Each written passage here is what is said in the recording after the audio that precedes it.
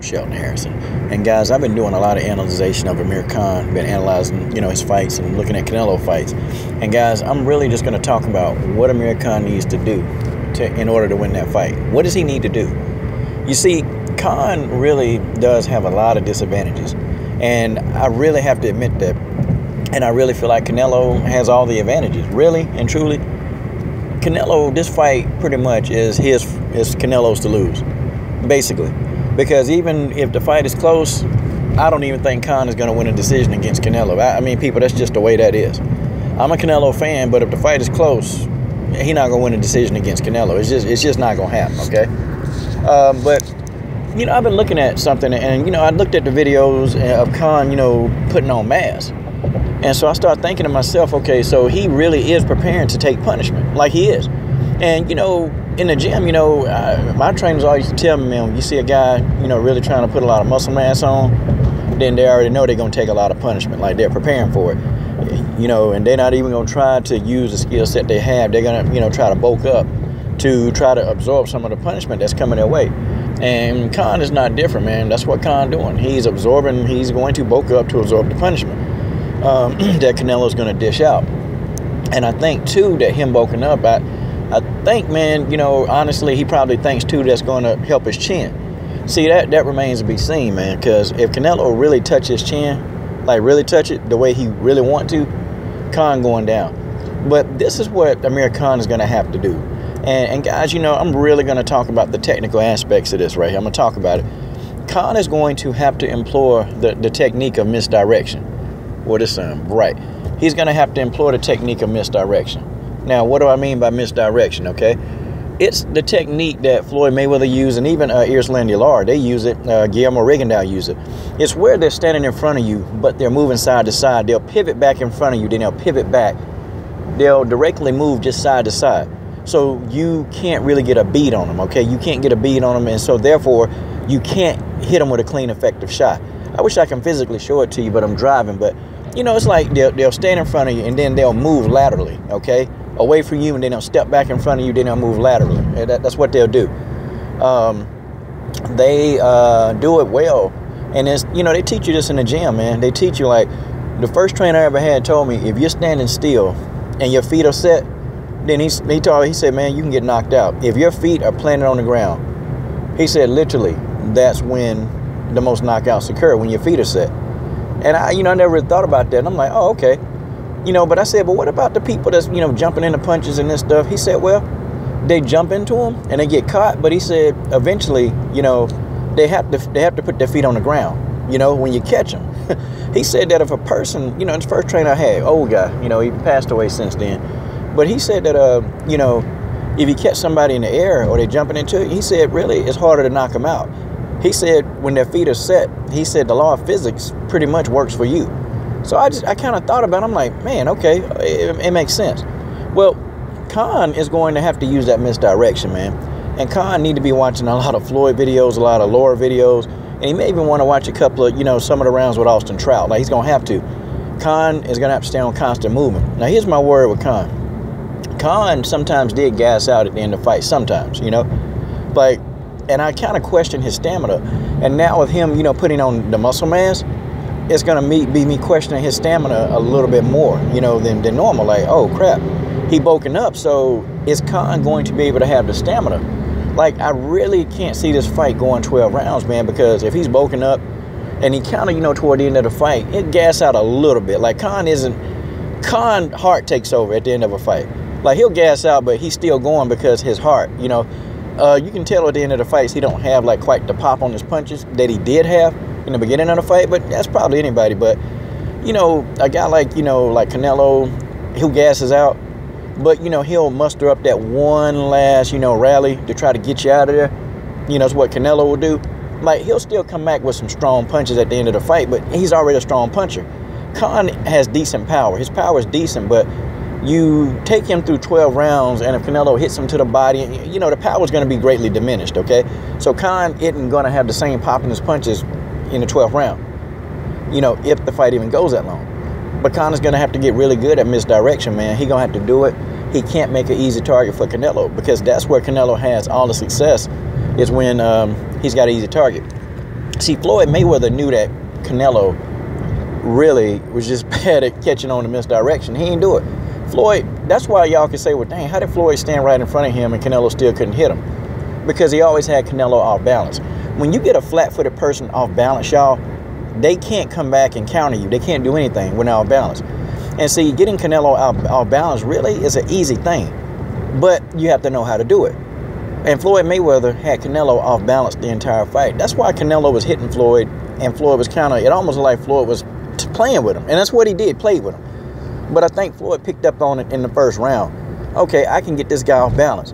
So what did Floyd do? He moved around to get Canelo in these situations where he couldn't do anything. Canelo couldn't really counter. Now, Canelo had moments in the fight where he caught Floyd like 1 or 2 times, but it wasn't consistent because he was always off balance. See, a flat-footed person, y'all don't know. They don't have the ability to really move laterally. They don't have that ability. Like, they can't move side to side. They can't, push off the balls of their feet because they're flat-footed. A flat-footed person, they're pushing off mainly the flat part of their foot. Okay, they're pushing off the foot, the part that's supposed to have an arch, but it doesn't have an arch. So they're pushing off that.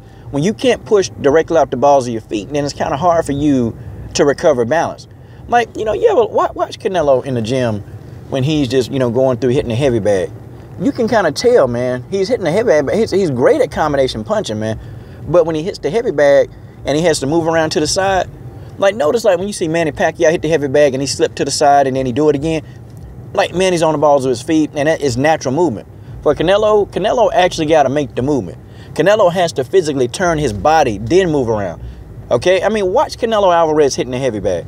You'll see what I mean. Like, or watch Floyd or Manny, or, even like guys like Austin Trout, watch Guillermo Rigondeaux, watch Lomachenko on the heavy bag. These guys, they slip right around, and they're already in a position to throw punches, okay? Canelo Alvarez is not that.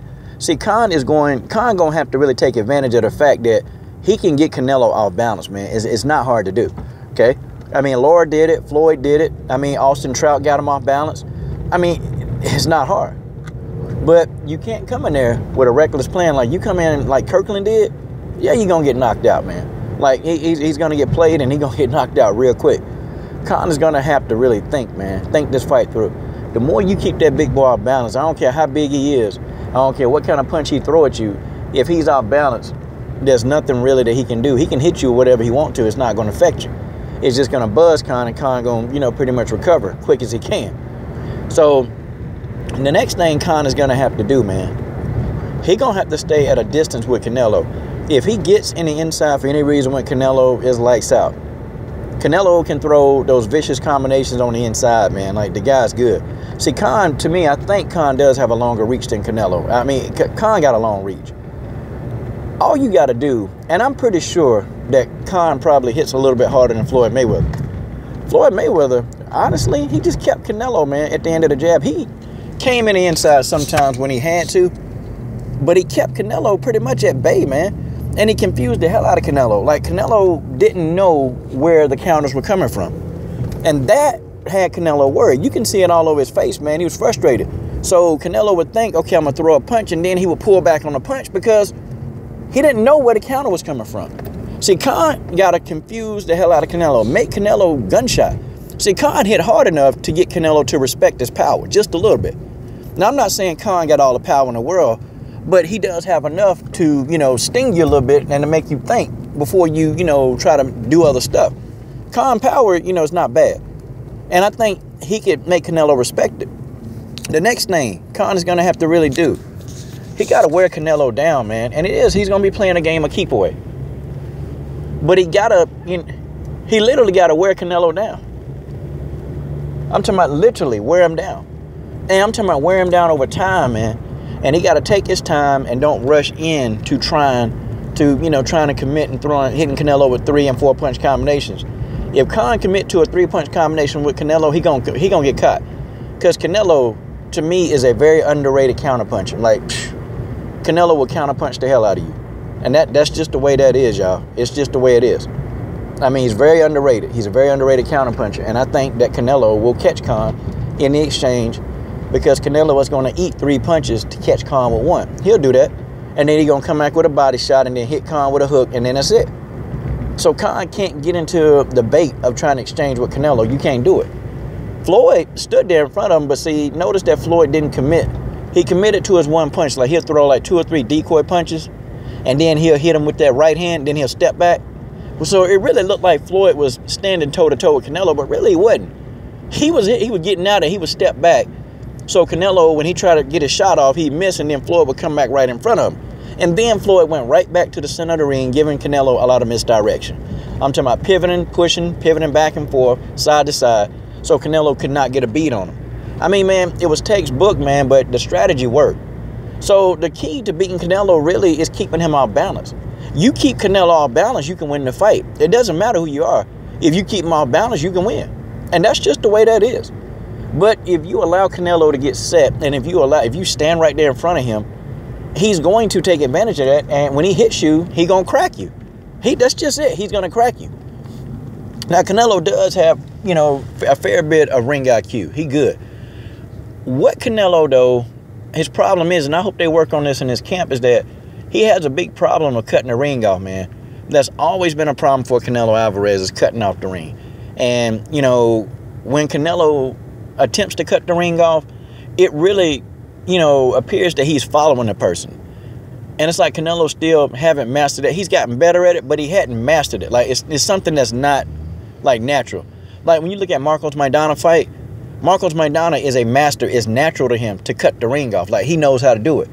Okay? Like, well, we ever want to learn how to cut the ring off? I mean, there are other guys that do it well, but I thought Marcos Maidana just does it, to me, my opinion. I think Marcos Maidana is one of the best in the business at cutting off the ring. And, you know, maybe Canelo they need to work on that, man. But if Khan can take advantage of, you know, Canelo's inability, man, to push off the balls of his feet effectively, Khan can come in there and really, you know, like, do a masterpiece against Canelo. But Khan would have to decisively win a lot of rounds, man. Khan is going to have to win at least 8 rounds against Canelo in order for him to get a decision. If Khan only wins 7 rounds or 6 rounds, or if it's close, he ain't getting no decision. This is your boy, Coach Shelton Harrison. I'm done.